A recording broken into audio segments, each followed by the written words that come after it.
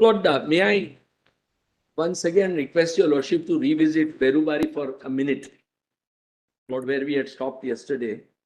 Lord, that is PDF, Lord, volume 13, page 492, at 508, para 31. Volume 13, 492, at 508, para 13. 31, para 31. That para 31. Last 10 lines. That's not very crucial because that's exactly what has happened. 370 is a clear, I would say, reflection of this viewpoint that 8 justices of this court have taken. Running page 608. My lords have got it?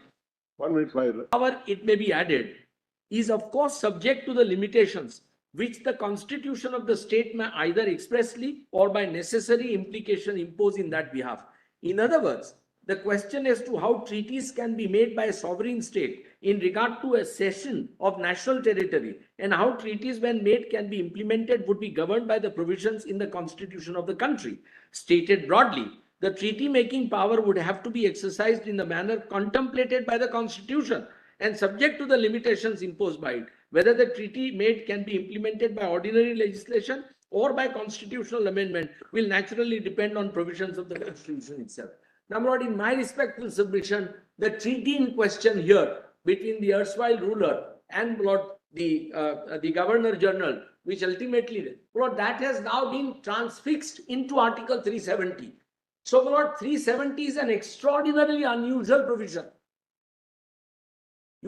It's never, Lord, I mean, it's something which is so beautiful that, Lord, the constitutional framers felt that how do we give, Lord, a kind of respect, kind of acceptability, kind of, Lord, validity to this, Lord, letter of accession.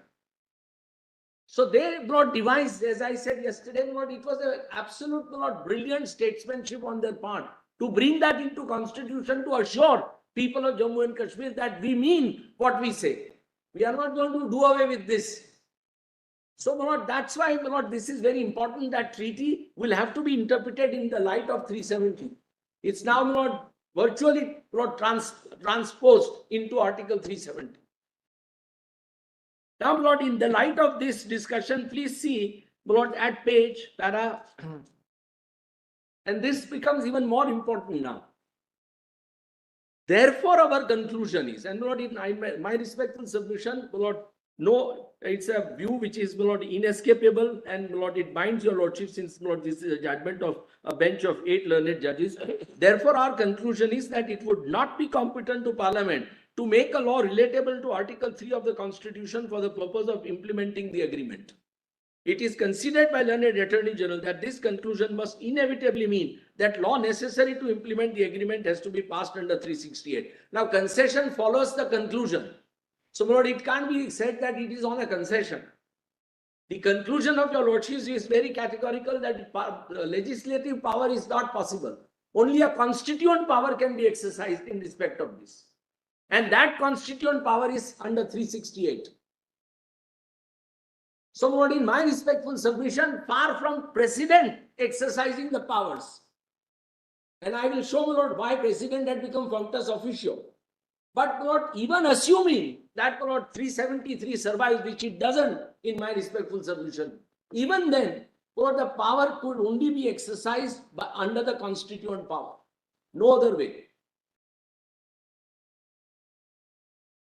Lord, this is a little important because your Lordship rightly, Lord, raised the issue as to, Lord, the definition of union territories in Article 3. Lord, originally it was not there. It was brought subsequently by, I think, 17th Amendment to the Constitution. But your Lordship said states do not include territories. Kindly see that. Page 516, page 513, para 40. My sincere apologies. It is significant that Article 3 in terms does not refer to the union territories. And so, whether or not they are included in the last clause of Article 3A, there is no doubt they are outside the purview of Article 3B, C, D, and E. In other words, if an increase or diminution in the areas of the union territories is contemplated, or alienation of their boundaries or names is proposed, it cannot be effected by law relatable to Article 3. This position would be of considerable assistance in interpreting Article 3C. So, my Lord, Parliament then amended, and it that I have sufficiently been instructed, briefed, and educated by Mr. Prashant Bhushan in this matter over several sessions. So, because he is appearing with me, and so it's something which I must not say that it is. Now, Lord, please turn back to that para that I was reading, para 47 at 5 and 6, on 10th line from the top. On the other hand, it is clear that if the law in regard to implementation of the agreement is to be passed under Article 368, it has to satisfy the requirements prescribed by the said article. The bill has to be passed in each house by a majority of the total membership of the house and by a majority of not less than 2/3 of the house present and voting. That is to say, it should obtain concurrence of a substantial section of the house, which may normally mean the consent of the major parties of the house, and that is a safeguard provided by the article in matters of this kind. Please see the language. But this is the protection your lordships have extended, and I beseech your lordships to extend it further. Lord, some kind of executive power, authorize president to do this, Lord, do away with everything that Article 3 provides in the garb of Lord 356 powers. It makes complete mockery of constitutional safeguards. Because your lordship knows what majorities can do. We have seen, Lord, what happened in 1975.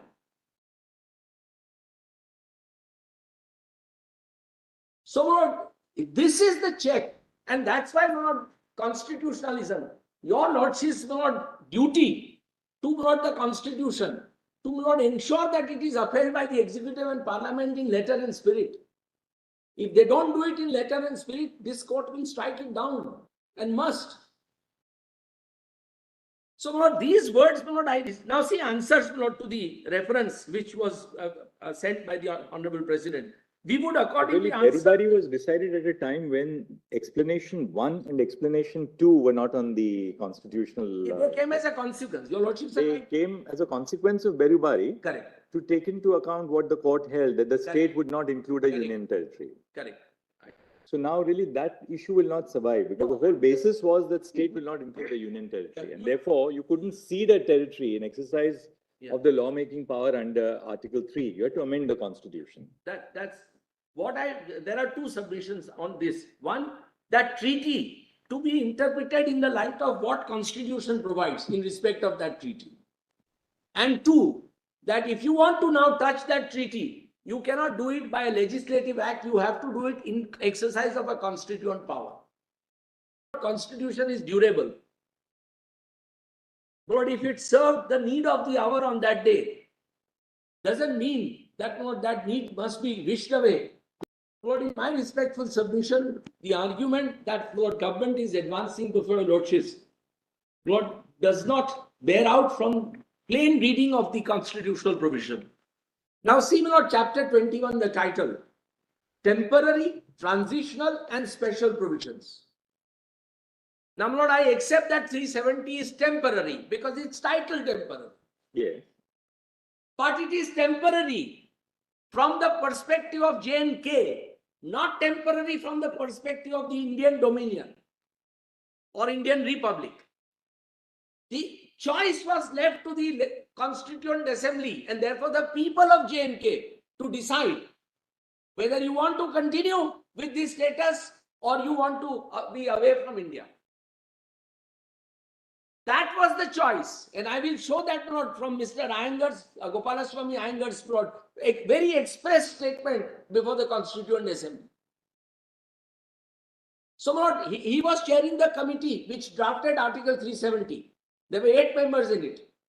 And they did it because of the extraordinary situation. They realized that we are losing J&K out of our hands. Now you persuade, Lord, citizens of a state, a country, at that time an independent state, to cede to you. They agree to cession. on clear There understanding. is a question of persuasion by, Sorry, it was the Raja who, Hari Singh, who requested the government of India that I time. agree. No question about No, it. you are But saying the that conditions, that- historical conditions can't be lost sight of. Your lordships are right. Raja requested, but in that letter he expressly asked for this protection. In that letter, he expressly asked for this protection. The Governor General agreed to that.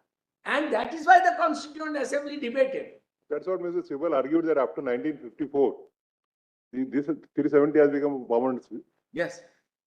section of the Constitution. Now just see, my lord. Just see, my lord, 370. My lord, 370 is, my lord, what? My lord, first and foremost, 370 is, my lord, that, my lord, article 371C is most important. That's first. The provisions of Article 1 and of this article shall apply in relation to that state. Meaning thereby, all other articles will not apply. That's an emphatic statement in the Constitution. Article 371C. We have to begin journey of 370 with that. Then, Lord, they go forward and say in Article Lord B, after that in D, such other provisions of this Constitution shall apply in relation to that state, subject to such exceptions and modifications as the President may by order specify. So, my lord, only Article 1 and Article 370 were expressly applied. All other articles were to be applied by the President subject to this exercise of power under D. And read with the proviso, provided no such order which relates to matters specified in instrument of accession shall be issued except in consultation. So, if it is part of instrument of accession, in consultation. If it is outside an instrument of accession, concurrence of the state government. Now, state government here must be understood in the context of democracy. It cannot be